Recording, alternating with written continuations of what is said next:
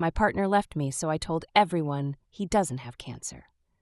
My partner told me when we first got together that he has cancer, and if his operation doesn't go well, it could be terminal. He said his treatments have also made him infertile, so imagine our shock and joy when we found out I was expecting at the start of 2024.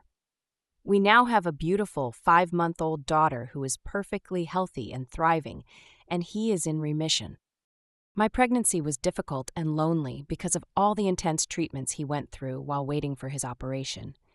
I did a lot on my own, knowing he desperately needed this to have the best chance possible of shrinking his tumor before having it removed, so we can have a long, happy life together as a family.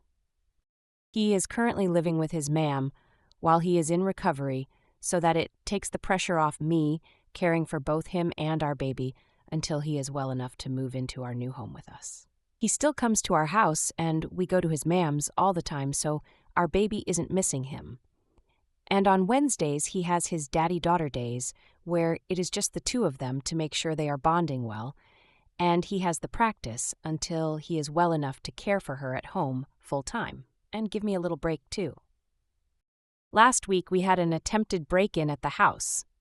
I asked him to come over and stay here while I'm waiting for the locks to be changed, because I'm scared, but he wouldn't.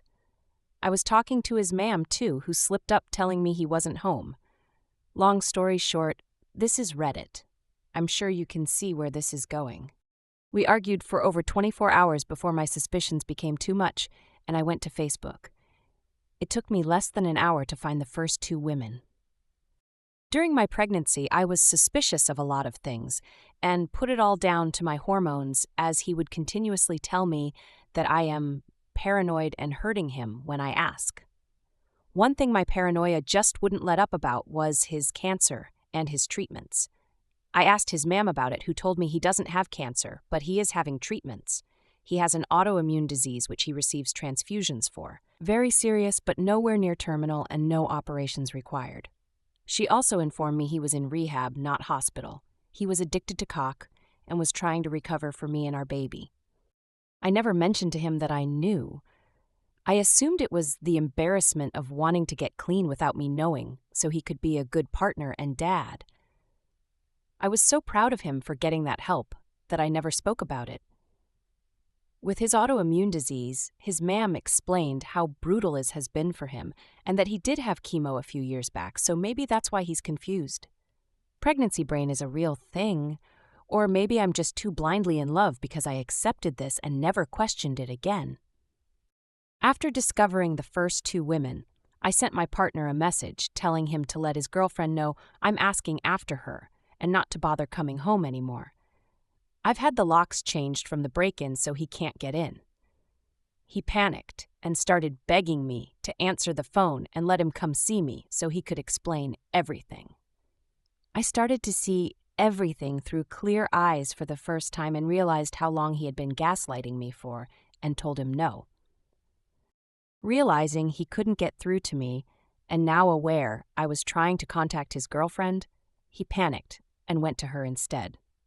During that time, I found a photo she had shared of the 2 of them and shared it to my profile with the caption, "Can someone please ask this woman to contact me?" She instantly blocked me, but her sister got in touch with me instead. Apparently, the family have never trusted him and knew something was wrong. This affair is serious enough to have met the family.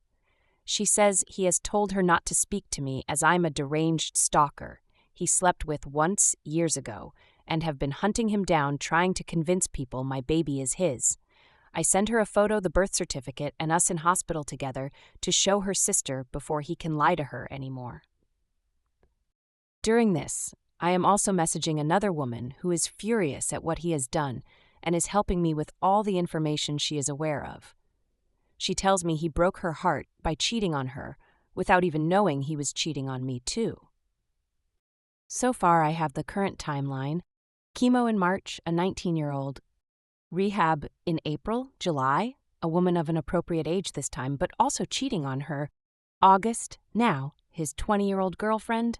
I then find out his emergency cancer medication that he had to leave for in the middle of labor was actually the fact my 2 failed epidurals screaming in agony, begging the doctors to help because I thought I was dying, while the emergency team rush in to place extra monitors on our baby in distress was actually just a huge turn-on for him, so he needed to go sleep with a 20-year-old before making it back just in time to kiss me before I went into emergency surgery. This was Sunday. It is now Saturday the following week. I made a post on Facebook calling out my partner for his actions, with photographs, medical notes, and evidence, and asking people to leave me alone on Tuesday after 48 hours of no sleep, multiple calls to the crisis team, and a barrage of harassment from his friends and family who want to sue me for character defamation. If this was a regular affair, I'd lick my wounds and move on, but I have now learnt I have been leaving my daughter alone with an addict who is claiming he doesn't know me or his daughter to others, but demanding custody rights to me. Tens of women have now come forward who have also dated him during our relationship with no idea of me or each other. This is obviously really upsetting, but what upsets me the most is that I begin to notice a very worrying pattern. He has told every single one of these women that he has cancer and can't get them pregnant. I said my labor and delivery was difficult. I was induced due to an infection I had. My GP had told me I had an STI, and although I understood and took the treatment and was induced, my madly in love pregnancy brain never accepted it as an STI until I went back this week and checked my hospital discharge notes, and it was there in big bold letters. Sensitive, partner. He has been telling women that he has cancer and can't get them pregnant so they don't need protection, which led to an STI, which almost unalived me and his daughter in labor, and he wasn't even there to be with us, because he was sleeping with a young girl who also believes he has cancer. I decided to let everyone know that he, in fact, does not have cancer by using a screenshot of his mam's messages. All the women he has slept with to make sure they take a pregnancy and STI test, all his friends who he has been guilting for years over his condition, and also social services and the police for sexual endangerment.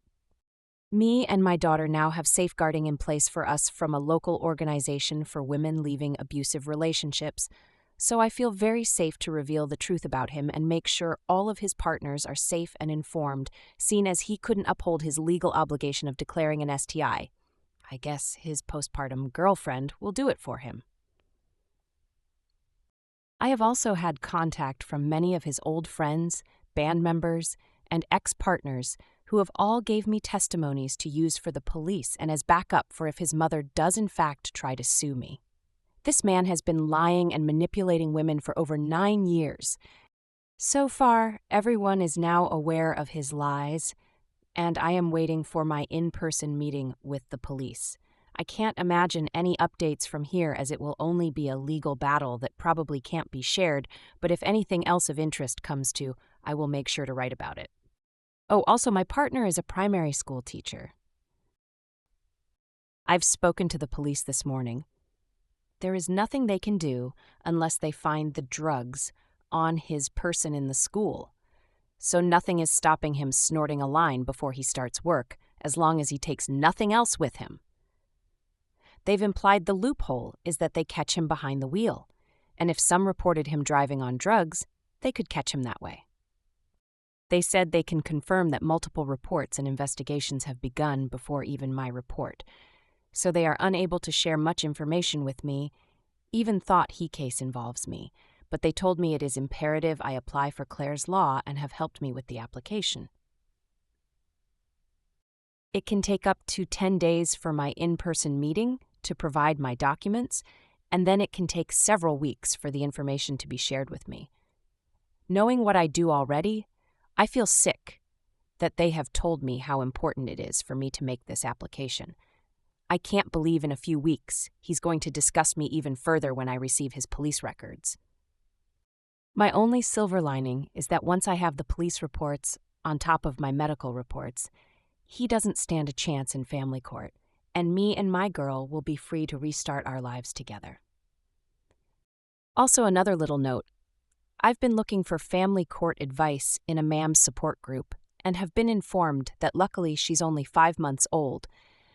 and any name changes can be made before 6 months, with only one parent's consent, and the witnesses don't need to be his choice, so I will be removing his surname and his grand's name from her middle name for her to take my surname and not have any more ties to his family. I just wanted to put an apology in here, as well as a lot of people have commented on my poor writing. I am a new ma'am who was lacking sleep even before any of this came to light. Everything I've wrote has basically been just a big vent from me. I know I'm no novelist, but I still apologize if it's been difficult to read. Update: I have managed to provide enough evidence of drug use and emotional blackmail to the police to have a domestic apps case opened. This is going straight past the school to the highest authority to keep him away from children. This is huge news and gives me such a relief in knowing my child and others will be safe. But I still have that awful feeling of guilt for him. Just 2 weeks ago, we called each other bride and groom. I think it's going to take a while to grieve the person I thought I knew, while dealing with the one I know now. I hope this is the point he actually goes to rehab instead of lying about it and can find happiness and restart his life. I don't think I want to make any more updates now. I am unbelievably grateful for the kind words and advice, but I originally just wrote this to get my emotions out of my head to help me sleep better. I know I used a clickbaity title, but I did not expect my post to blow up like this. Thank you all for helping and making my emotions feel validated in an absolutely insane situation. Me and my little girl are going to be okay. Update: I just found this post after a friend showed me a podcast it was on. All of my posts and updates were wrote about 4 a.m. when I couldn't sleep, and mostly rants, so sorry if there's any mix-ups or confusion. I also didn't know how to edit posts at the time to go back and make sense of my rambling. This was wrote a week after it happened, so the police seemed quick. But in actual fact, I'm still waiting on updates from Claire's Law and the cases they mentioned during my interview. I'm 27 and my ex is 33. GBS isn't an STI, and I apologize if I didn't make that clear.